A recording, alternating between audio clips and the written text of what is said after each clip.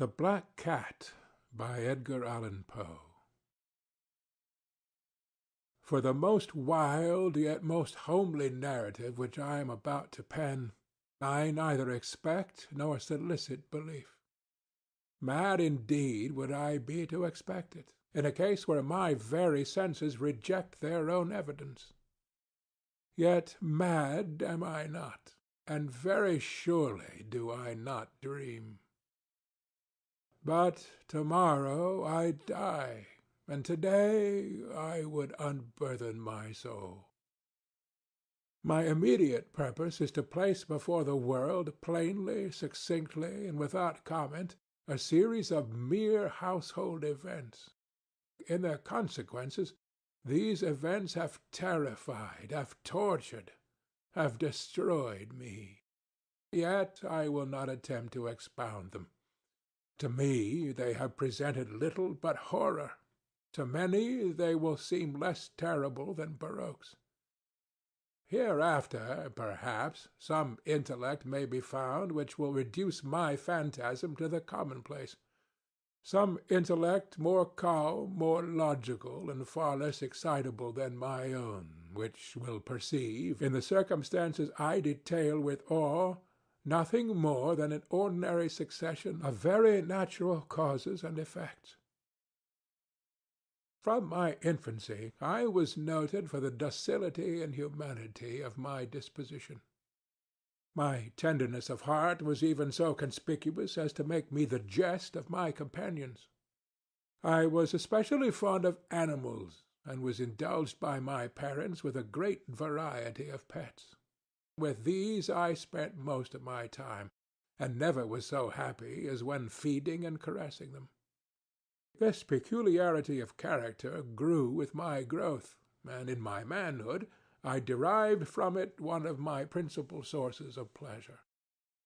To those who have cherished an affection for a faithful and sagacious dog, I need hardly be at the trouble of explaining the nature or the intensity of the gratification thus derivable. There is something in the unselfish and self-sacrificing love of a brute which goes directly to the heart of him who has had frequent occasion to test the paltry friendship and gossamer fidelity of mere man. I married early, and was happy to find in my wife a disposition not uncongenial with my own. Observing my partiality for domestic pets, she lost no opportunity of procuring those of the most agreeable kind. We had birds, goldfish, a fine dog, rabbits, a small monkey, and a cat. This latter was a remarkably large and beautiful animal, entirely black, and sagacious to an astonishing degree. In speaking of his intelligence, my wife, who at heart was not a little tinctured with superstition, made frequent allusion to the ancient popular notion which regarded all black cats as witches in disguise. Not that she was ever serious upon this point, and I mention the matter at all for no better reason than that it happens just now to be remembered. Pluto, this was the cat's name, was my favorite pet and playmate. I alone fed him, and he attended me wherever I went about the house. It was even with difficulty that I could prevent him from following me through the streets. Our friendship lasted in this manner for several years, during which my general temperament and character, through the instrumentality of the fiend intemperance, had, I blush to confess it, experienced a radical alteration for the worse. I grew day by day more moody, more irritable, more regardless of the feelings of others. I suffered myself to use intemperate language to my wife. At length I even offered her personal violence. My pets, of course, were made to feel the change in my disposition. I not only neglected, but ill-used them. For Pluto, however, I still retained sufficient regard to restrain me from maltreating him, as I made no scruple of maltreating the rabbit, the monkey, or even the dog, when by accident or through affection they came in my way. But my disease grew upon me. For what disease is like alcohol? And at length even Pluto, who was now becoming old and consequently somewhat peevish, even Pluto began to experience the effects of my ill temper. One night, returning home much intoxicated from one of my haunts about town, I fancied that the cat avoided my presence. I seized him, when, in his fright at my violence, he inflicted a slight wound upon my hand with his teeth. The fury of a demon instantly possessed me.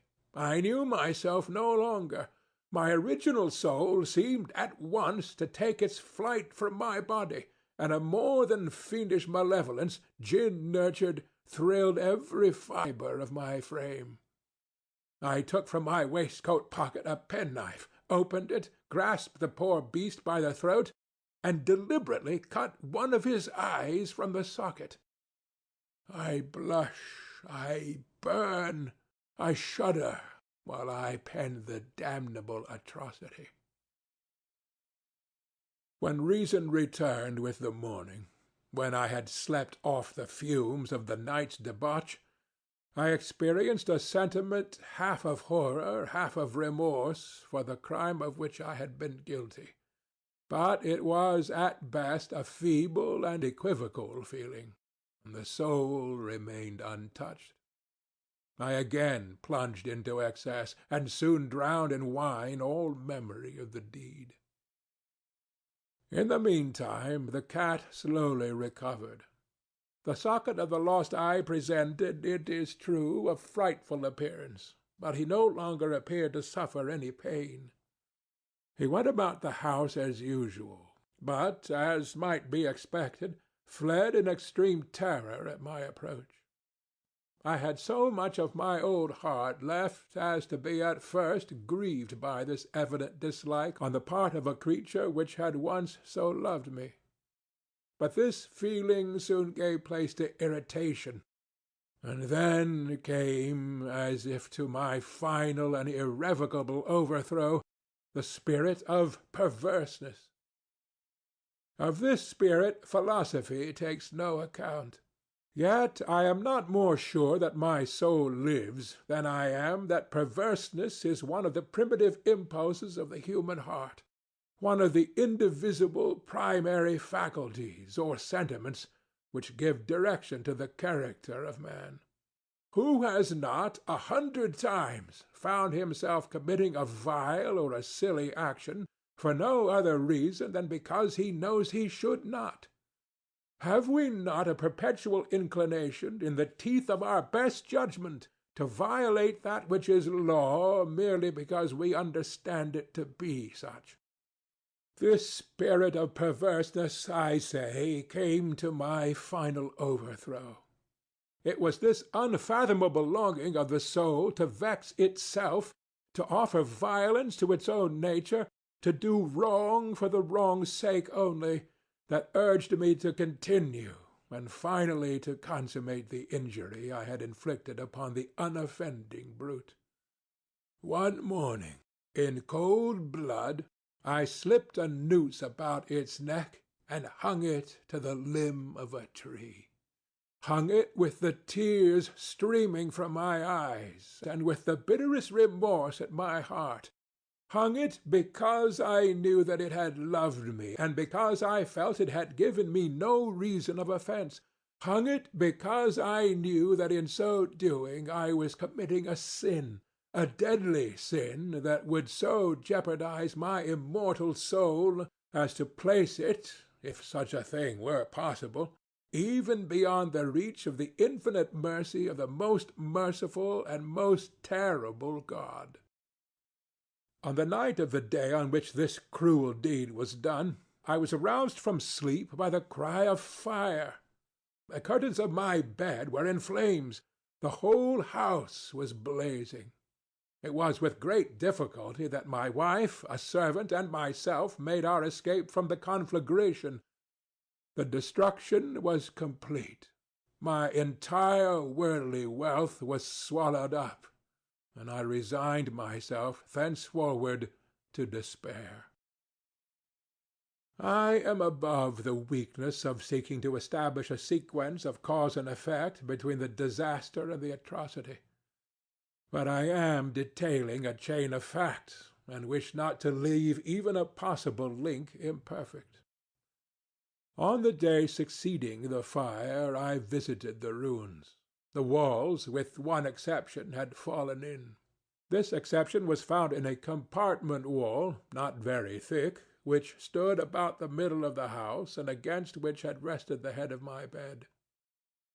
The plastering had there in great measure resisted the action of the fire, a fact which I attributed to its having been recently spread.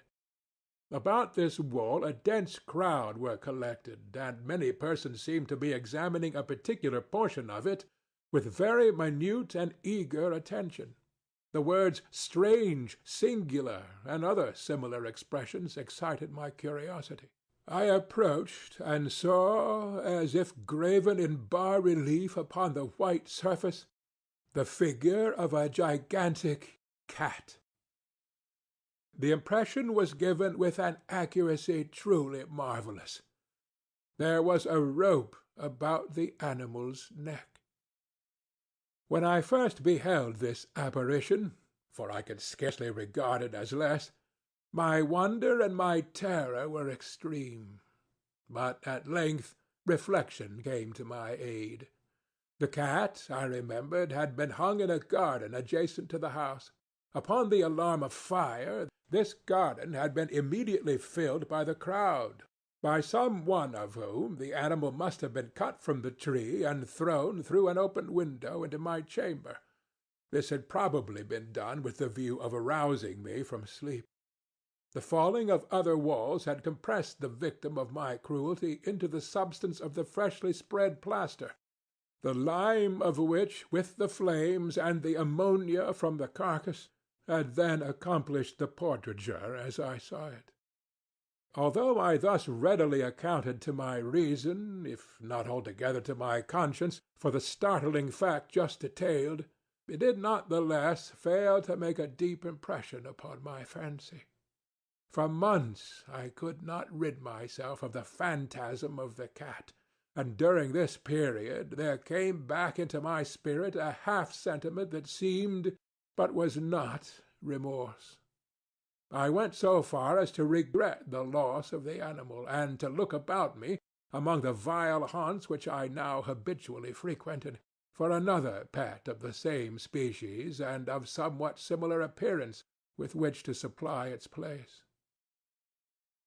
One night, as I sat half stupefied in a den of more than infamy, my attention was suddenly drawn to some black object reposing upon the head of one of the immense hogsheads of gin or of rum which constituted the chief furniture of the apartment. I had been looking steadily at the top of this hogshead for some minutes, and what now caused me surprise was the fact that I had not sooner perceived the object thereupon.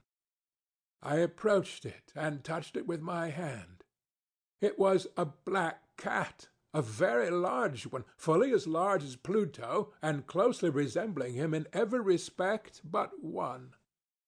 Pluto had not a white hair upon any portion of his body, but this cat had a large, although indefinite, splotch of white, covering nearly the whole region of the breast. Upon my touching him, he immediately arose, purred loudly, rubbed against my hand, and appeared delighted with my notice. This, then, was the very creature of which I was in search. I at once offered to purchase it of the landlord, but this person made no claim to it, knew nothing of it, had never seen it before. I continued my caresses, and when I prepared to go home, the animal evinced a disposition to accompany me. I permitted it to do so, occasionally stooping and patting it as I proceeded.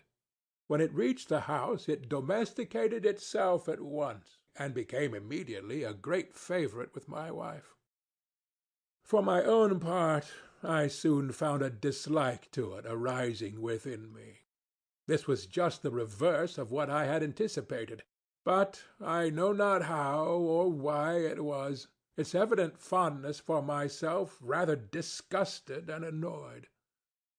By slow degrees these feelings of disgust and annoyance rose into the bitterness of hatred.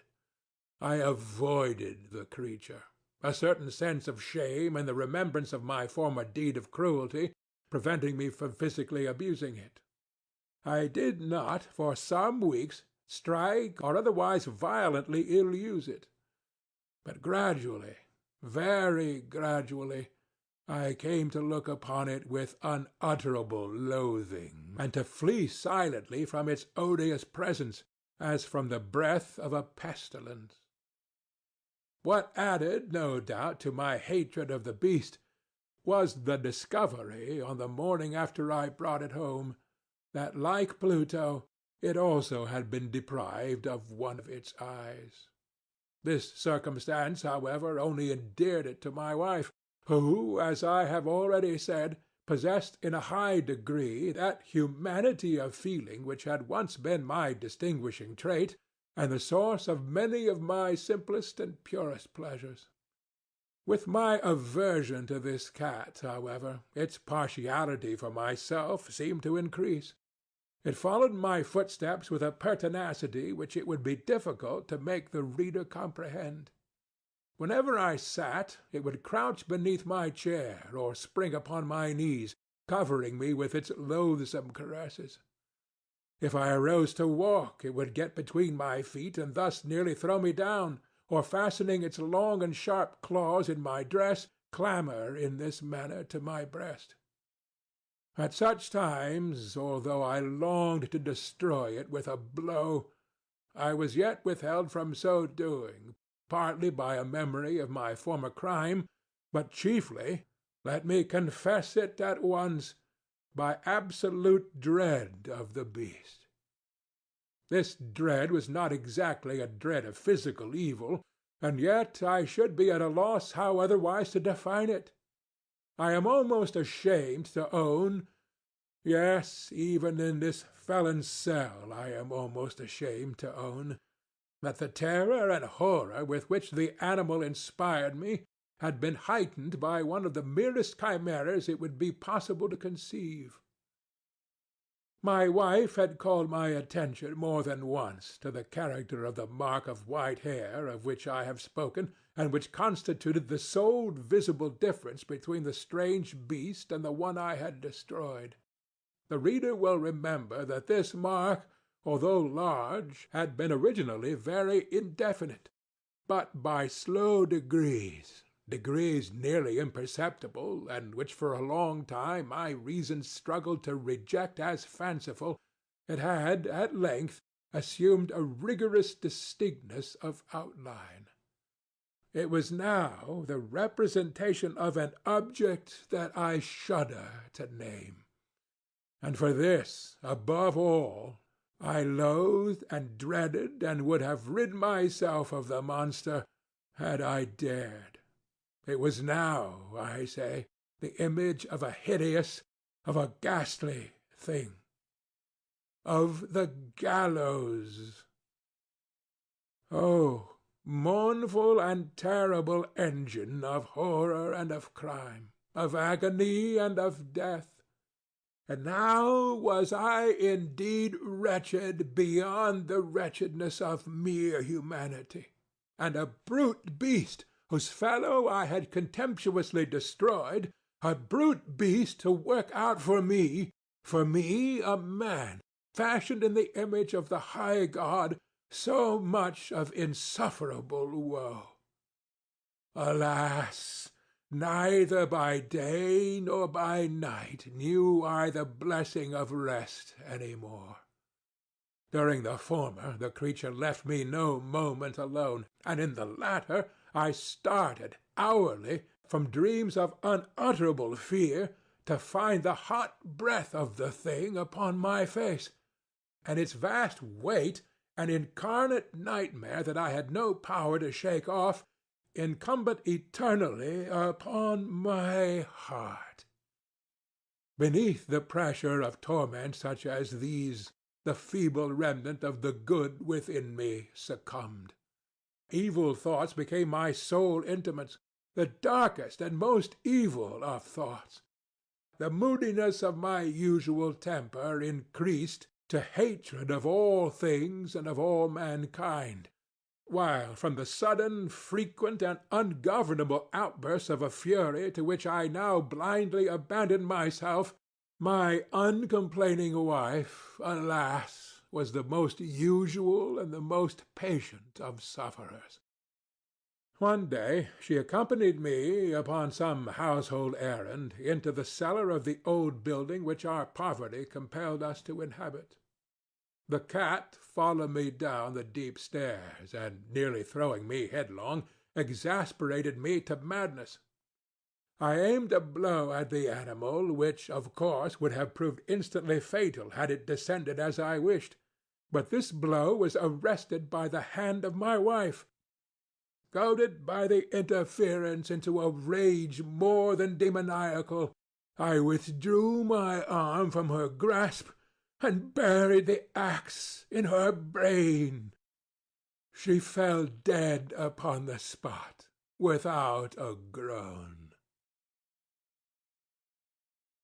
This hideous murder accomplished, I set myself forthwith, and with entire deliberation, to the task of concealing the body. I knew that I could not remove it from the house, either by day or by night, without the risk of being observed by the neighbors. Many projects entered my mind. At one period I thought of cutting the corpse into minute fragments and destroying them by fire. At another, I resolved to dig a grave for it in the floor of the cellar. Again, I deliberated about casting it into the well in the yard, about packing it in a box as if merchandise with the usual arrangements, and so getting a porter to take it from the house. Finally, I hit upon what I considered a far better expedient than either of those. I determined to wall it up in the cellar, as the monks of the Middle Ages are recorded to have walled up their victims. For a purpose such as this the cellar was well adapted. Its walls were loosely constructed, and had lately been plastered throughout with a rough plaster, which the dampness of the atmosphere had prevented from hardening. Moreover, in one of the walls was a projection, caused by a false chimney or fireplace, that had been filled up, and made to resemble the red of the cellar.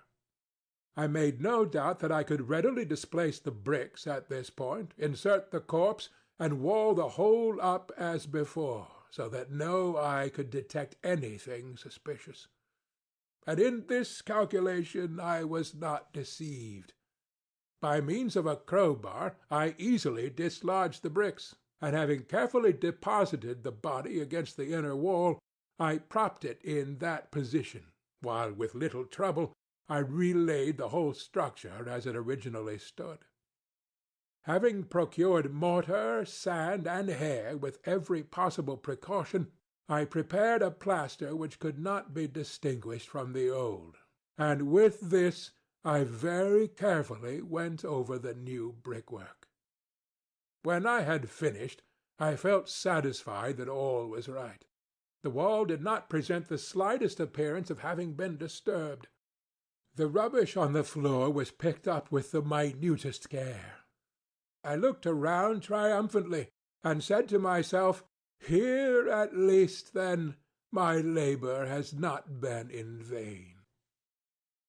My next step was to look for the beast which had been the cause of so much wretchedness, for I had at length firmly resolved to put it to death. Had I been able to meet with it at the moment, there could have been no doubt of its fate. But it appeared that the crafty animal had been alarmed at the violence of my previous anger, and forbore to present itself in my present mood. It is impossible to describe or to imagine the deep, the blissful sense of relief which the absence of the detested creature occasioned in my bosom. It did not make its appearance during the night, and thus for one night at least, since its introduction into the house, I soundly and tranquilly slept, I slept even with the burden of murder upon my soul. The second and the third day passed, and still my tormentor came not. Once again I breathed as a free man. The monster, in terror, had fled the premises forever. I should behold it no more. My happiness was supreme. The guilt of my dark deed disturbed me but little. Some few inquiries had been made, but these had been readily answered. Even a search had been instituted, but of course nothing was to be discovered. I looked upon my future felicity as secured. Upon the fourth day of the assassination, a party of the police came very unexpectedly into the house, and proceeded again to make rigorous investigation of the premises. Secure, however, in the inscrutability of my place of concealment, I felt no embarrassment whatever. The officers bade me accompany them in their search. They left no nook or corner unexplored. At length, for the third or fourth time, they descended into the cellar. I quivered not in a muscle. My heart beat calmly as that of one who slumbers in innocence. I walked the cellar from end to end. I folded my arms upon my bosom and roamed easily to and fro. The police were thoroughly satisfied and prepared to depart. The glee at my heart was too strong to be restrained. I burned to say if but one word by way of triumph, and to render doubly sure their assurance of my guiltlessness. "Gentlemen," I said at last, as the party ascended the steps, "I delight to have allayed your suspicions. I wish you all health and a little more courtesy. By the by, gentlemen, this is a very well constructed house." In the rabid desire to say something easily, I scarcely knew what I uttered at all. "I may say an excellently well constructed house. These walls— Are you going, gentlemen? These walls are solidly put together. And here, through the mere frenzy of bravado, I rapped heavily with a cane which I held in my hand upon that very portion of the brickwork behind which stood the corpse of the wife of my bosom. But may God shield and deliver me from the fangs of the arch-fiend! No sooner had the reverberation of my blows sunk into silence than I was answered by a voice from within the tomb, by a cry, at first muffled and broken like the sobbing of a child, and then quickly swelling into one long, loud, and continuous scream, utterly anomalous and inhuman, a howl, a wailing shriek, half of horror and half of triumph, such as might have arisen only out of hell, conjointly from the throats of the damned in their agony and of the demons that exult in the damnation. Of my own thoughts it is folly to speak. Swooning, I staggered to the opposite wall. For one instant the party upon the stairs